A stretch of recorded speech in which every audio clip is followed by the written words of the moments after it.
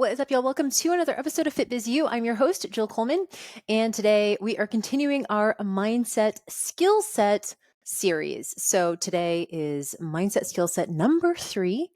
And it is all about being scared to show up online.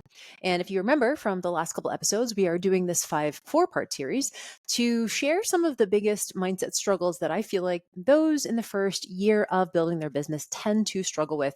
And that's not a judgment, by the way. This is really new. And the reason why I am calling it the mindset skill set is because I believe that everything in business is a skill that we can get better at with practice and with exposure. And that goes right into today's episode around feeling scared of showing up online. Actually, shout out to Angelina, who messaged me this last week when I put a poll up on social media asking people to identify their biggest mindset struggle. And she actually, this is a write-in, I thought was a really good one. She said, I don't fear this anymore, but for sure it was when I first got started. And I want to validate this because remember, if you're showing up online and you've never done that before, say, you're starting your business and up until this point, you've maybe just used social media for stuff to share your family vacations, your friends and family. Maybe you have a private account. Maybe you're just using Facebook sort of like as a creeper. And now you join something like FBA or you start your business, you quote, start your business, and you think you want to do this. And you're like, okay, I know that I'm going to have to start using social media to share some of my strategies, some of my insights, some of my tools, tips, things like that.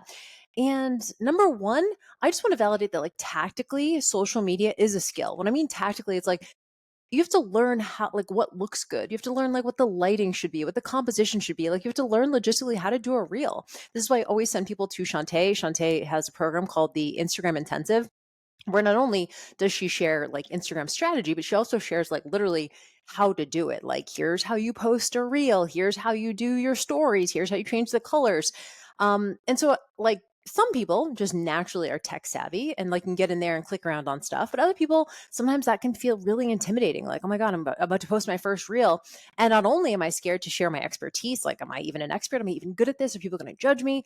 But you're also like, is this even fucking good? Like, is this piece of content even like visually aesthetic? So I want to validate that. There's a lot of challenges. Now, the cool thing about social media is so much of it is reps. I just wanted to tell you guys that you've heard me do episodes on like my 30-day Reels challenge. It gets faster, it gets easier, and you also stop to care as much, especially once you start having more and more posts. If you only have a handful of posts, and every post is going to feel really important, but as you start getting like 100 posts, 200 posts, like I think on average, I do about 350 to 375 a year.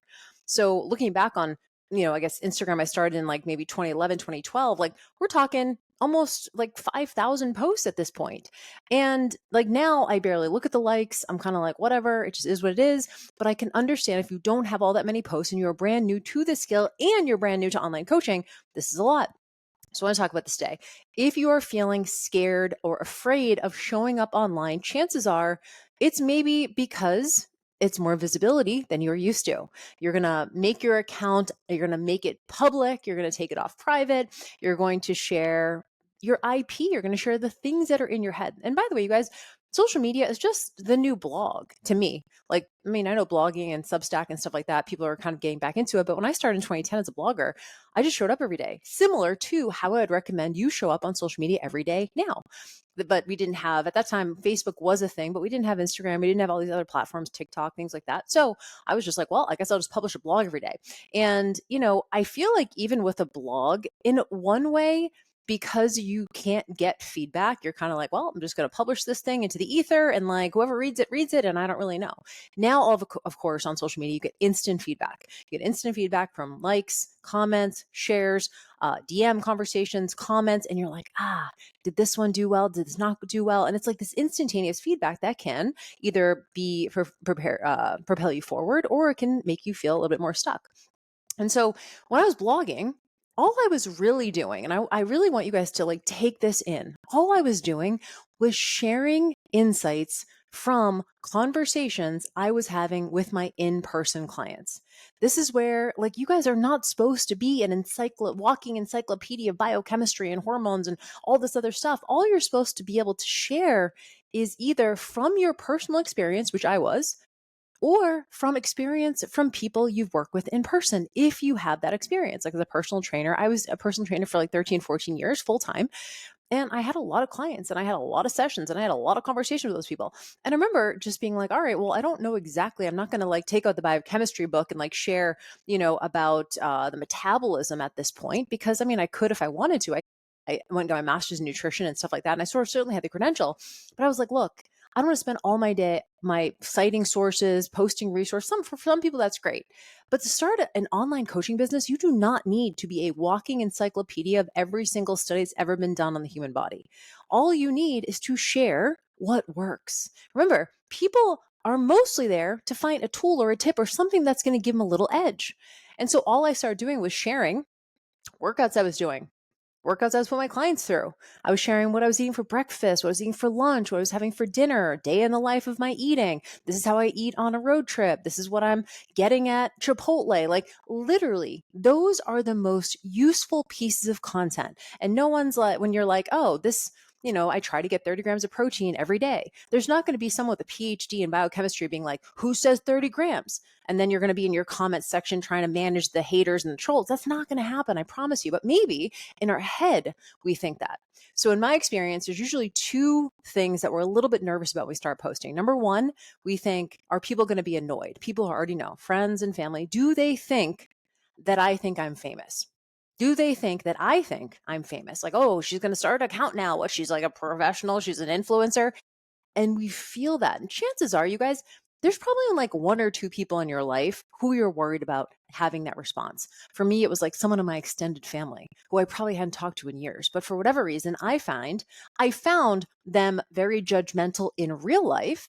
So I thought that they would be judging me in this. And I don't even know. They probably were, by the way. I don't know. It never got back to me. But usually it's the person who we feel is judgmental anyway, who we feel like is going to be judging us. So this is usually one or two people. Maybe it's another trainer at the gym. Maybe it's a neighbor of yours. Maybe it's a girlfriend of yours. Maybe it's, someone you know locally that you're a little bit worried about them seeing this content and being like, who does she think she is? That's usually one side of what we're scared of, which we'll talk about in here in a second. The other side of usually what we're scared of is the haters and the trolls from the industry. So we go, oh, I don't know if this content is good enough. And what if someone who I respect or someone I look up to within the field thinks this is wrong?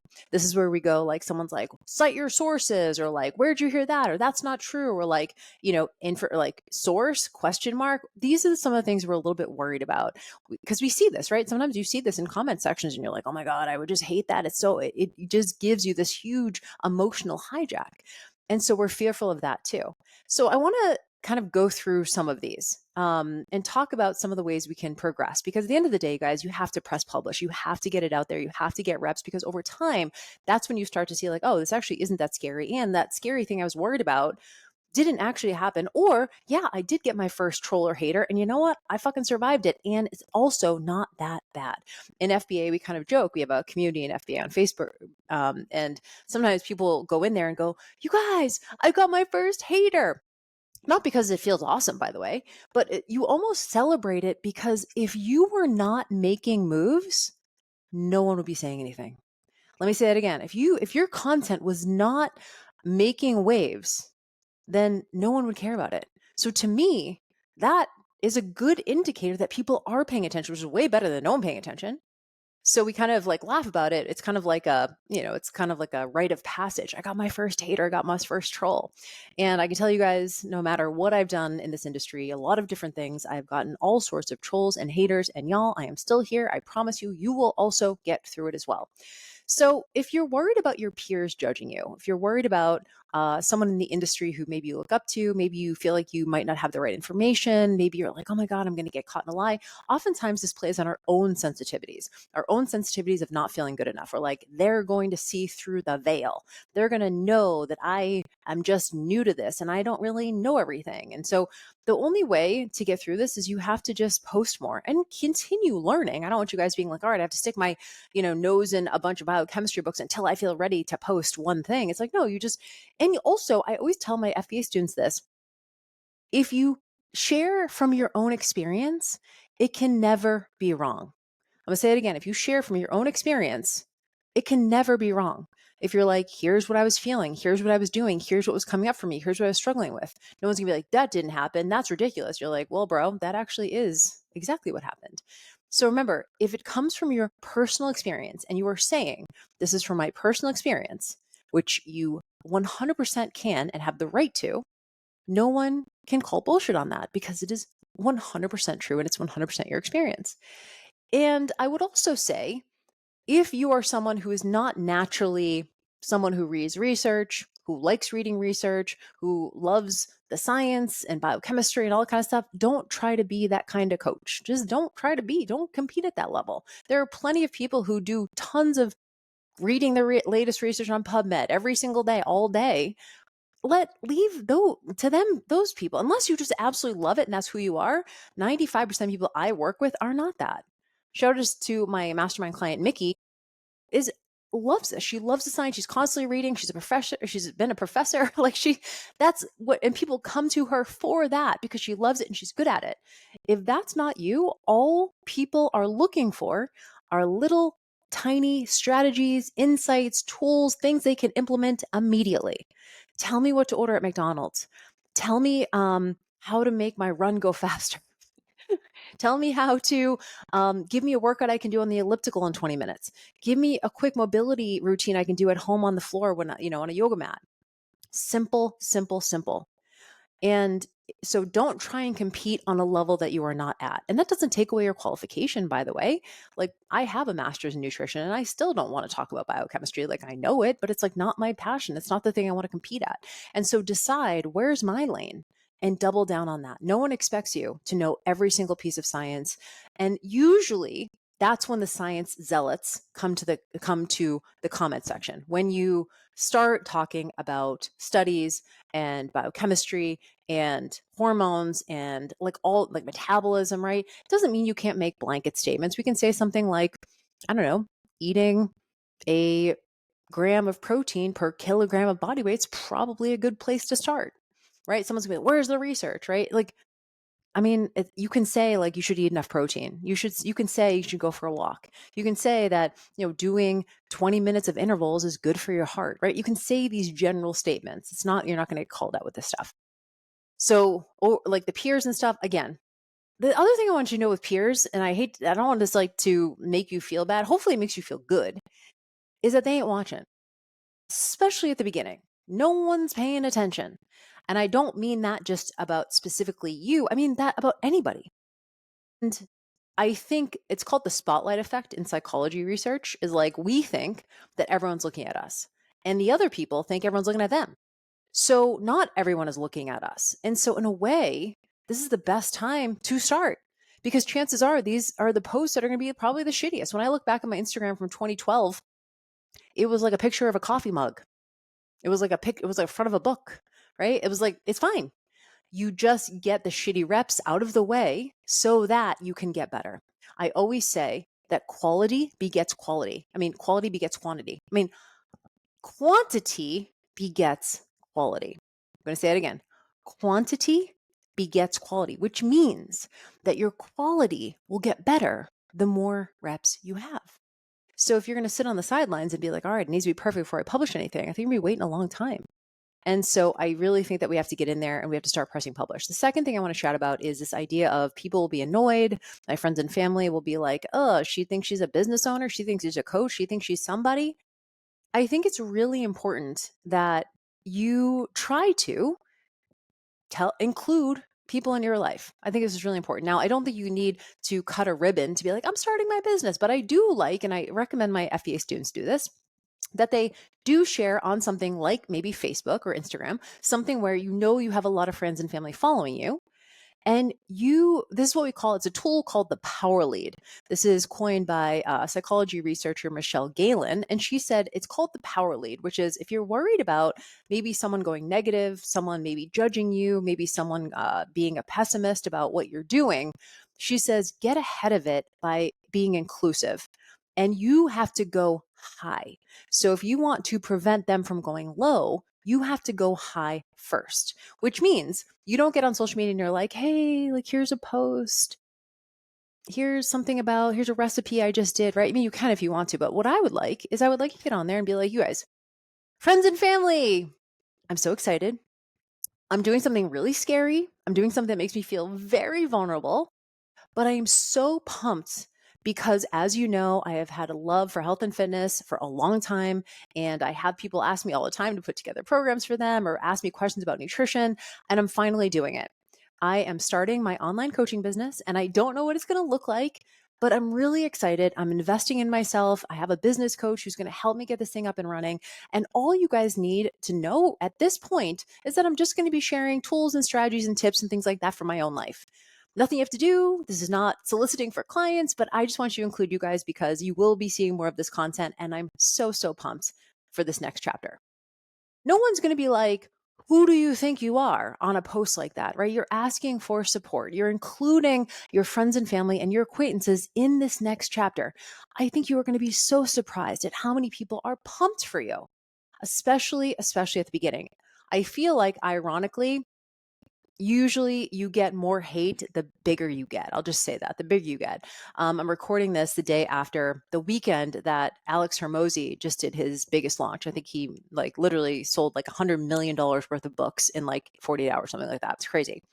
And when Hormozy came on the scene, like maybe 4 or 5 years ago, like it was just so different than what we had seen in internet marketing. And it was like such a breath of fresh air. And as he was like on the come up, it was like, everyone wants to be friends with Hormozy. And it was like, everyone wants to be in his orbit. And this guy's, and I cannot tell you over the last couple days how many like negative posts I've seen about Hormozy, which is just wild because on the come up, everyone's like excited, wants to be a part of it. This is so cool. Like people are tagging him. And now, and of course, he still has tons of people who love him and respect him. But I have seen so much negativity around him because he is now at the top of this industry.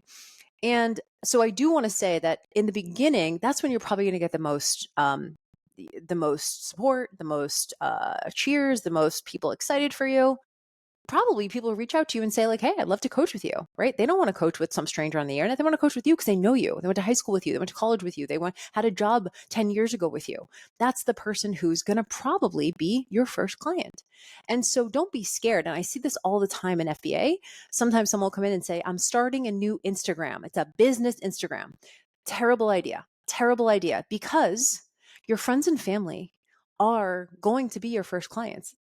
I always am confused by when someone comes in and starts their business and they're like, they want this to be this big, successful business, and yet they're trying to hide it from their friends and family. I'm like, you can't hide something that you want to be huge from the people closest to you. So I understand the idea. It's like, well, I don't want to bother, quote, bother my friends and family with my, quote, business content. But remember, everyone wants to eat better. Everyone is trying to stay in shape, get in shape. Everyone wants to eat right. Everyone wants to work out and look good. So why deny all your tools and strategies and insights from the people closest to you? They're going to be, I tell you right now, they are going to be your earliest clients. My first clients were my cousins. They were my aunts. They were my neighbors. They were my in-person clients who I was just like, hey, I'm not training in person anymore. Want to come online? Those are going to be your first clients. So why would you not post all this great value to the people who are going to potentially be your earliest clients? So I think that if you are scared to show up, you know what to do. You don't need me to tell you what to do. I want to validate that fear. And I kind of put it in these two boxes, the whole like peers and colleagues box, and then the other, which is the friends and family box. And I also remind you guys, oftentimes when we're like, I'm starting my business, we put so much pressure on it, right? It feels so high stakes. People always say to me, I'm so excited. I'm going to start my business next month. And I was like, is there a ribbon cutting? What do you mean you're going to start it? You can just literally post something on social media and you've technically started it, right? You're out there and you're positioning yourself as an expert. You've started it. Congratulations. That's it. So instead of making it this like huge thing that's like a really serious next step, you can just literally be like, all right, I'm going to post some tools and tips on Instagram. And a lot of my students in FBA are already kind of doing that. They're the person within their friend group or their family that people come to for nutrition advice or fitness advice anyway. So if that's already you, or maybe you had your own transformation, maybe your friends and family know that you had a weight loss journey or you had a strength journey or something like that. They already know that about you. So it's going to feel natural when you start to post it. It's like, of course. It's funny, obviously, you guys know, I've been in fitness my entire life. And oftentimes when I run into people that I went to high school with, even went to junior high school with, they'll be like, I always knew you'd end up in fitness. Like, there's no way you were going to not be in fitness. And the answer is yes. Like, that is it. So if you're that kind of person, you've always been into sports, maybe you're always at the gym, like, it's not going to be this crazy thing for people to start seeing you posting on social media about it. And they're probably going to want to follow you even more because now you're posting something that actually could add value to their life. So try not to put so much pressure on, like, I'm starting my business, because the bigger the pressure, the harder it's going to feel to rip the Band-Aid off and just to go. And so that's why I say, like, all you need to start your business is literally post something. With that being said, we are going to be opening the doors for FBA very soon. If you're not on the interest list, you can get on the interest list by going to the link in the show notes. And we're going to be opening to the interest list on Tuesday, September 2nd for 4 days only. If you're on that list and you decide to join us, you're going to get an exclusive bonus, as well as some exclusive bonuses, as well as a discount that no one else gets. If you have any questions about FBA, I've been getting a bunch of my DMs. Feel free to reach out anytime at JillFit@FitBizU. And that's all I got for you guys today. Thanks for listening. And I promise you, you're going to get through it. Quantity begets. See, I said it right this time. All right, y'all. Thanks for being here as usual. And I will see you on the next episode. See you soon.